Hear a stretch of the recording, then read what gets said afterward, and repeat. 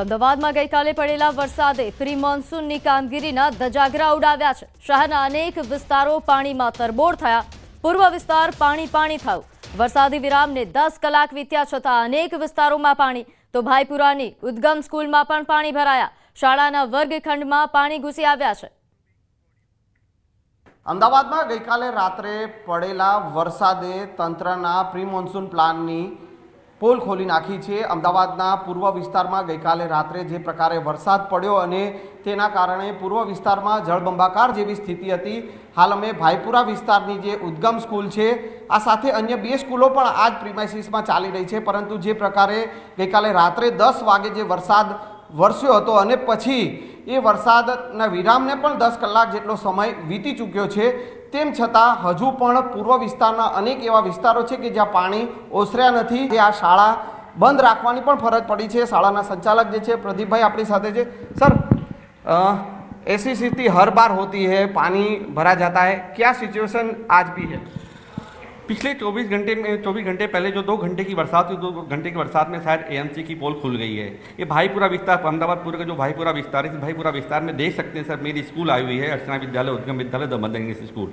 अभी रात को 10 बजे पानी बंद हो गया है, फिर भी अभी तक क्लासों में पानी भरा हुआ है। आज ना छूट के मुझे स्कूल में रजा करनी पड़ी। घरों में पूरी रात पानी लोगों ने बाहर निकाला है और अभी भी पानी पड़ा हुआ, उनके घरों में पूरी रात पब्लिक नहीं सोई है। ये कंडीशन भाईपुरा विस्तार की है और ये कहानी सिर्फ 1 या 2 या 3 साल की नहीं, पिछले 10 सालों से कहानी रटी जा रही है। हर बार एएमसी आता है, गवर्नमेंट आती है, हमें प्रशासन हमें आश्वासन देता है कि इस बार पानी नहीं भरा जाएगा, इस बार ऐसी होगी, तकलीफ है, अगर पानी भरा गया तो 1 घंटे के पानी निकल जाएगा। रात को 10 बजे बरसात पड़ी, अभी तक आप देख सकते हैं कि पानी इसी कंडीशन में ऐसे पड़ा हुआ है। પાટલીઓ જે છે તેના પર મૂકવાની ફરજ પડી રહી છે। બુક્સ જે વિદ્યાર્થીઓની જે છે, ચોપડાઓ છે, તેમની ચોપડીઓ છે, એને પણ આ જે શાળાની બેન્ચીસો પર જે છે તે રાખવાની ફરજ પડી છે। એટલે આ તકલીફ જે છે તે અત્યારે જોવા મળી રહી છે અને આ આજની તકલીફ નથી, દર વર્ષે આ જ રીતે જ્યારે પણ વરસાદ પડે છે અને ત્યારે આ જ પ્રકારની સ્થિતિ અહીંયા સર્જાય છે। ત્યારે તંત્ર જે પ્રકારે વરસાદી પાણીના નિકાલના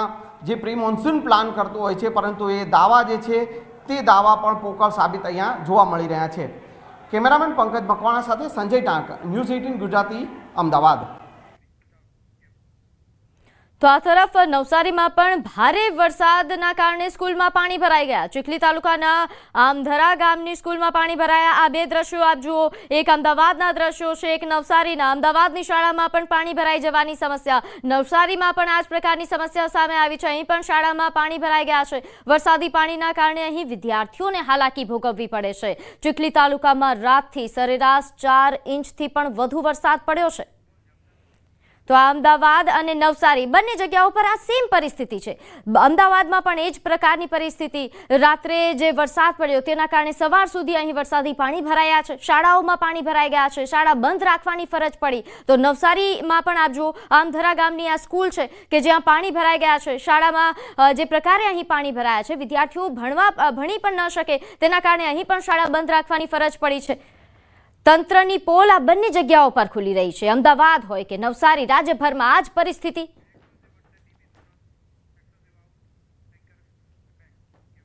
તો સુરતના પર્વત પાટિયા વિસ્તારમાં ચોથા દિવસે પણ પાણી ભરાયેલા છે। લોકો પાણીમાંથી પસાર થવા મજબૂર બન્યા છે।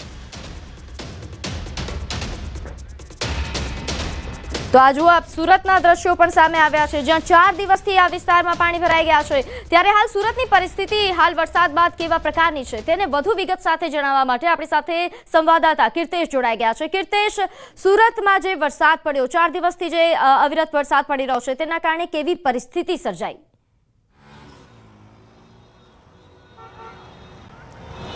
બિલકુલ, સુરતને ગુજરાતનું આર્થિક પાટનગર કહેવામાં આવે છે, પણ આર્થિક પાટનગરની દુર્દશા જઈને તમામ લોકોની ચિંતા વધી છે। કારણ કે સુરત ખૂબસૂરતીમાં દેશમાં નંબર 1 છે, સ્વચ્છતામાં નંબર 1 છે, પણ સુરતની સુરત હાલ બગડેલી જોવા મળી રહી છે। દ્રશ્યો જોઈ શકાય છે સુરતના પર્વત પાટિયાથી ગોળાદરા જવાનો આ રોડ છે કે જ્યાં વરસાદનો ચોથો દિવસ છે। પહેલો વરસાદનો રાઉન્ડ, ચોથો દિવસ છે। સતત વરસાદ ધીરી ગતિએ વરસી રહ્યો છે અને વરસાદ વચ્ચે કહી શકાય પાણી ભરાયેલા છે। લોકો પાણીમાંથી જીવન જરૂરિયાતની વસ્તુ લેવા નીકળી રહ્યા છે। ખાસ કરીને આ વિસ્તારમાં ટેક્સટાઇલ એટલે કે કાપડ ઉદ્યોગ સાથે જોડાયેલા લોકો રહેતા છે તે કહી શકાય માલિકો છે, શ્રમિકો છે, કારીગરો છે, તમામ લોકો પોતાના ધંધા રોજગાર જવા માટે આ પાણીમાંથી જીવના જોખમે પસાર થતા જોવા મળી રહ્યા છે. જોકે મહદઅંશે પાણીનું લેવલ થોડું ઉતર્યું હોય તેવું લાગી રહ્યું છે, પણ ફરી એક વખત વરસાદ શરૂ થતાં આ પાણીનું સ્તર વધે તેવી શક્યતાઓ છે. ચોક્કસ 4 કરોડના ખર્ચે મહાનગરપાલિકાએ પ્રી મોન્સૂનની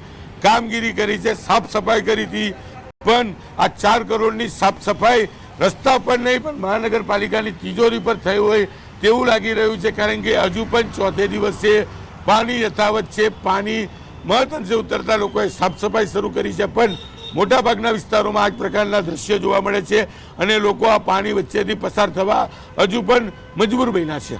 બિલકુલ. અને કીર્તેશ, જે રીતે હાલ પરિસ્થિતિ આપે જણાવી કે છેલ્લા 4 દિવસથી આ જ પ્રકારની પરિસ્થિતિ છે, જે તંત્ર એવા દાવા કરતું હતું કે પાણી નહીં ભરાય અને ભરાય તો 1 કલાકમાં ઓસરી જશે, તો આ તો ક્યાંય દેખાતું નથી. તમામ પ્રકારે આ જ પ્રકારની પરિસ્થિતિ. કયા એવા વિસ્તારો છે કીર્તેશ કે જ્યાં સૌથી વધારે સમસ્યા પડી?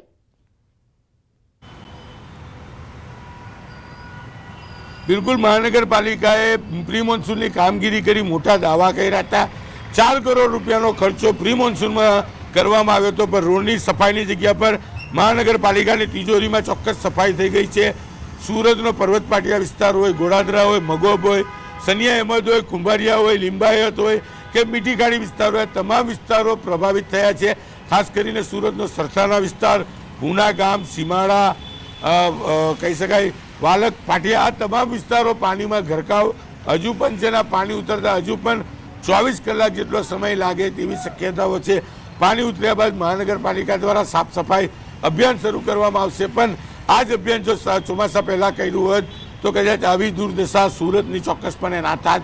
પણ જે 4 કરોડ રૂપિયાનો ખર્ચો કરવામાં આવ્યો છે, 4 કરોડની સાફ સફાઈ બતાવવામાં આવેલી છે, તે રસ્તા પર નહીં પણ મહાનગરપાલિકાની તિજોરીમાં કરવામાં આવી હતી, જેને લઈને સુરતની સુરત બગડેલી. બિલકુલ કીર્તેશ, આભાર માહિતી આપવા બદલ. અપડેટ આપનાથી રહેતા રહીશું. તો હાલ જે રીતે સુરતના દ્રશ્યો આપ જોઈ રહ્યા છો, તમામ જગ્યાઓ પર જળબંબાકાર.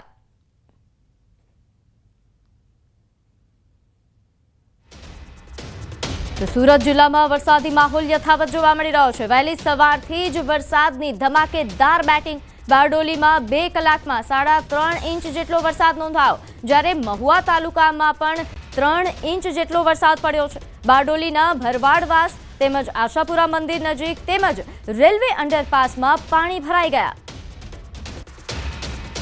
તો હાલ વહેલી સવારથી જ વરસાદની ધમાકેદાર બેટિંગ સુરતના બારડોલીમાં નોંધાઈ રહી છે. ધોધમાર વરસાદ વરસતા અહીં રસ્તાઓ પર જળબંબાકારની પરિસ્થિતિ સર્જાઈ છે. તો હાલ સુરતમાં જે પ્રકારની પરિસ્થિતિ સર્જાઈ છે, સુરતના હાલ બેહાલ થઈ ગયા છે. સુરતની આ 3 તસવીરો, સુરતની આ 3 સુરત જુઓ આપ, કે જ્યાં જળબંબાકારની પરિસ્થિતિ સર્જાઈ છે. પર્વત પાટિયા વિસ્તાર જુઓ, કીમ વિસ્તાર જુઓ, બારડોલી વિસ્તાર, આ 3 જગ્યાઓ પર સેમ પરિસ્થિતિ છે. તમામ જગ્યાઓ પર જળબંબાકાર. તો હાલ સવારથી બારડોલીમાં જે પ્રકારની પરિસ્થિતિ સર્જાઈ છે તેને લઈને વધુ વિગત સાથે સંવાદદાતા કેતન જોડાઈ ગયા છે. કેતન, બારડોલીમાં સવારથી કેવો માહોલ? ચોક્કસથી વાત કરીએ તો સુરત જિલ્લાની અંદર સતત 4 દિવસથી ધોધમાર વરસાદ વરસી રહ્યો છે. ખાસ કરીને બારડોલી સરદાર નગરીની એ હાલ બેહાલ થવા પામ્યા છે. વહેલી સવારે 6 થી 8 વાગ્યા સુધીમાં 3.5 થી 5 ઇંચ વરસાદ બારડોલીમાં ખાબક્યા. રેલવે અંડરપાસ સહિતના ભરવા વરસાદ આશાપુરી માતાના મંદિર વિસ્તારની અંદર વરસાદી પાણી ભરાતા જનજીવન પ્રભાવિત થયું છે. તો બીજી તરફ વાત કરીએ, મહુવા તાલુકામાં પણ 3.5 ઇંચ વરસાદ વરસતા જે મહુવાથી કચેરિયા જવાનો સ્ટેટ હાઈવે છે, હાઈવે પર પાણી ભરી વળતા માર્ગ મકાન ખાતે પાણી નહીં ઉતરે ત્યાં સુધી આ માર્ગ સ્ટેટ હાઈવે બંધ કરવાની નોબત પડી છે. તો બીજી તરફ કીમજી માંડવી તરફ સ્ટેટ હાઈવે પર પાણી ભરાતા વાહન ચાલકોને હાલાકી વેઠવાનો વારો આવ્યો છે. એટલે સમગ્ર સુરત જિલ્લો હાલ જળબંબાકારની સ્થિતિમાં જોવા મળી રહ્યો છે. જી પ્રીતિ. જે આભાર માહિતી આપવા બદલ.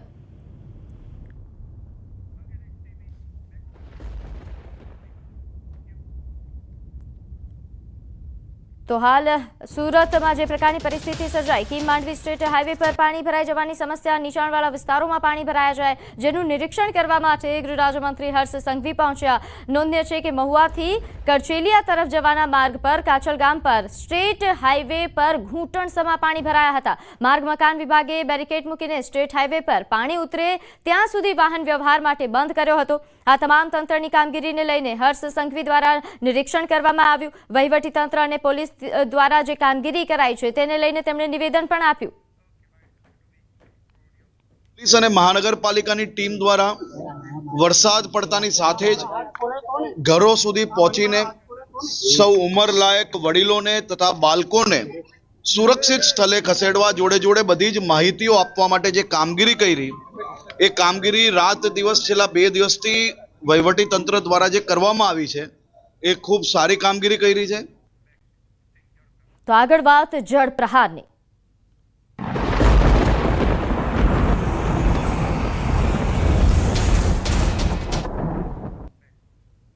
આપને જણાવી દઈએ, ગુજરાતમાં 1 જુલાઈ સુધી ભારે વરસાદની આગાહી છે. વરસાદ અંગે હવામાન વિભાગની આ મોટી આગાહી. આજે 2 જિલ્લામાં ભારેથી અતિ ભારે વરસાદ થઈ શકે, જેમાં બનાસકાંઠા, પાટણમાં ભારેથી અતિ ભારે વરસાદ થઈ શકે તેવા પ્રકારની આગાહી છે. આ ઉપરાંત રાજ્યના 7 જિલ્લામાં આજે ભારે વરસાદની આગાહી કરવામાં આવી છે, જેમાં મહેસાણા, સાબરકાંઠા, સુરત, નવસારી અને વલસાડનો સમાવેશ.